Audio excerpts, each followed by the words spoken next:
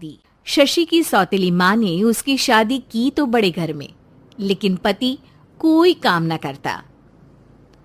आप ससुर जी के साथ काम पर क्यों नहीं जाते? हाँ जाऊंगा, लेकिन कल से। आज जरा मैं दोस्तों के साथ घूमने जा रहा हूँ। शशि के 2 बच्चे होते हैं, लेकिन रमेश का हाल वैसा का वैसा ही रहता है।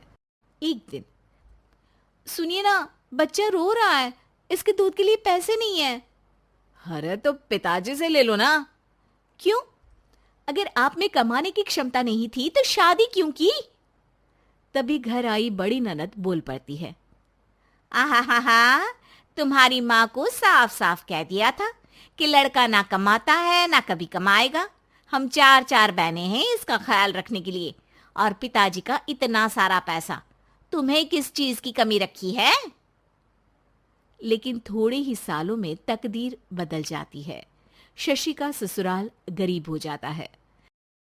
सब बिकने के बाद शशि अपने पति, बच्चे और सास के साथ किराए के मकान में आ जाती है। मैं कोई नौकरी करना चाहती हूँ दीदी। अरे इतने बड़े घर की बहू थी शशि, तुम नौकरी करोगी? नहीं नहीं नहीं नहीं। नहीं करूंगी तो घर कैसे चलेगा? बच्चों को भी तो पालना है ना। तभी शशि का भाई आ जाता है।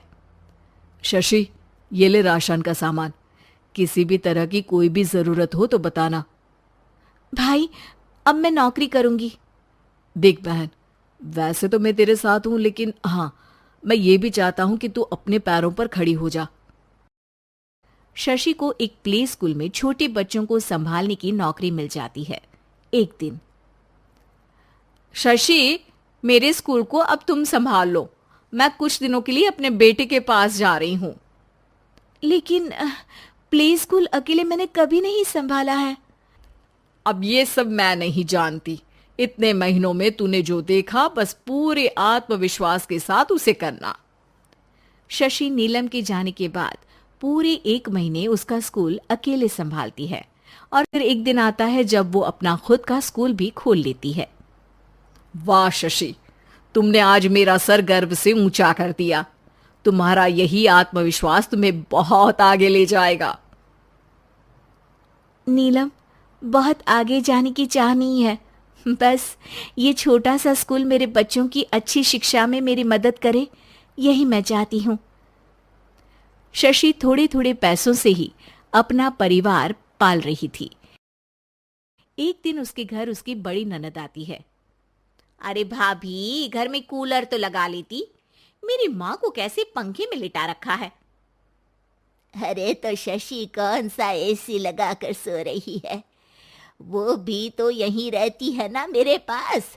ज्यादा यहाँ आकर मेरी बहू को परेशान न किया करो। हाँ, मुझे भी शौक नहीं है इस छोटे से घर में आने का। मैं तो बस ये बोलने आई थी कि मेरे बेटे की शादी है तो ननिहाल का जो नेग होता है वो ले आना। हाँ, जितना बनेगा कर देंगे, और ना हुआ ना तो वो भी नहीं करेंगे। तभी शशि बोल पड़ती है। अरे नहीं नहीं माँ जी, रीटा घर की बेटी है, उसके ससुराल वाले उससे शादी पर पूछेंगे कि मायके से क्या मिला। रीटा, तुम मुझे सामान की लिस्ट भेज देना, मैं पूरी कोशिश करूंगी कि तुम्हारी हर डिमांड को पूरा करे। अच्छा, मैं खाना लगाती हूँ। शशि ये बोलकर किचन में चली जाती है। धीरे धीरे कर शशि किसी न किसी तरह अपनी सारी ननदों की डिमांड भी पूरी करती, बच्चों की ख्वाहिशें भी, और उनकी पढ़ाई के लिए पैसे जोड़ती। एक दिन जब शशि का बेटा 12वीं पास करके आता है। माँ, अब तुझे काम करने की जरूरत नहीं है, मैं अब कोई ना कोई नौकरी करके पढ़ाई भी साथ कर लिया करूंगा। शशि को लगता है कि बेटा और आगे पढ़ाई करे, लेकिन वक्त की मार के कारण वो बेटे को काम के लिए हाँ कर देती है। अब बेटा एक बैंक में चपरासी बन जाता है। लड़का देखने में तो बड़ा अच्छा है, अंग्रेजी भी पटर पटर बोलता है, फिर चपरासी क्यों? लड़का सारी बात मैनेजर को बता देता है। अच्छा, तो मैं तुझे एक मौका देता हूँ, तू यहाँ रहकर दूसरे डिपार्टमेंट का भी काम सीख। अगर तू किसी एक का भी काम अच्छे से सीख गया तो मैं तुझे यहाँ टेबल चेयर में बैठने वाली नौकरी दे दूंगा। लेकिन एक दिन शशि की ननद उसे फोन करती है। अरे भाभी, देखो, मायका तो मेरा तुम लोगों से ही है। मैंने आपके बेटे और मेरे भतीजे प्रदीप के लिए यहाँ एक नौकरी देखी है। पूरे 5,000 मिलेंगे। वैसे करता ही क्या है, चपरासी ही तो है ना। कोई बात नहीं रीटा, मैं उसे इस शहर के बाहर नहीं भेजना चाहती हूँ। बाकी वो शाम को आएगा तो मैं पूछ लेती हूँ। वहीं प्रदीप मैनेजर की बात से खुश हो जाता है और मैनेजर के काम पर ही नजर रखने लगता है। वो उनकी तरह के पेपर पढ़ता, काम करता और आने वाले लोगों की बातें सुनता। एक दिन बैंक में ऑडिट वाले आते हैं। ये गलत है, पूरी बैलेंस शीट नहीं मिल रही है, कहीं ना कहीं गड़बड़ है। ए मैनेजर, क्या करते हो? बैंक के पैसों का हिसाब सही नहीं है। मैनेजर के पसीने छूट जाते हैं। तभी प्रदीप वहां जाता है। अब क्या मैं ये बैलेंस शीट देख सकता हूँ? अरे बेटा, मजाक नहीं, जाओ पानी लेकर आओ एक गिलास। प्रदीप मैनेजर को पानी लाकर देता है और फिर ऑडिटर से कहता है, देखिए सर, मैं आपको बता सकता हूँ कि कैसे बैलेंस शीट को आप लोग गलत तरीके से जोड़ रहे हैं। ऐसा बोलकर प्रदीप एक एक कर सारे डाउट क्लियर कर देता है। अरे हाँ, ये तो पॉइंट हमने देखे ही नहीं थे। गुड, कौन है ये बच्चा? तभी मैनेजर बोल पड़ता है, अब हमारे यहाँ अकाउंट में नया आया है। ऑडिटर के जाने के बाद, वाह प्रदीप, आज तो तुमने मेरी नौकरी बचा ली। और आपने भी तो मेरी नई नौकरी लगा दी, अकाउंटेंट की। बस फिर क्या था, प्रदीप ने एक बार जो सफलता की सीढ़ी चढ़ी, बस चढ़ता ही चला जाता है।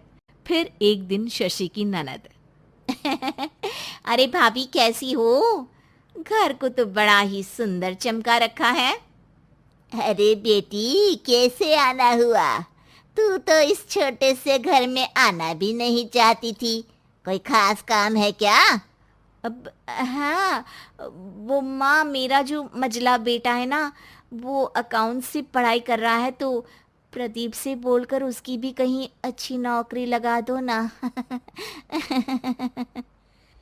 सास और शशि समझ जाते हैं कि कैसे पैसे आते ही लोगों के बात करने के तरीके से लेकर रिश्ते निभाने तक में बदलाव आ जाता है।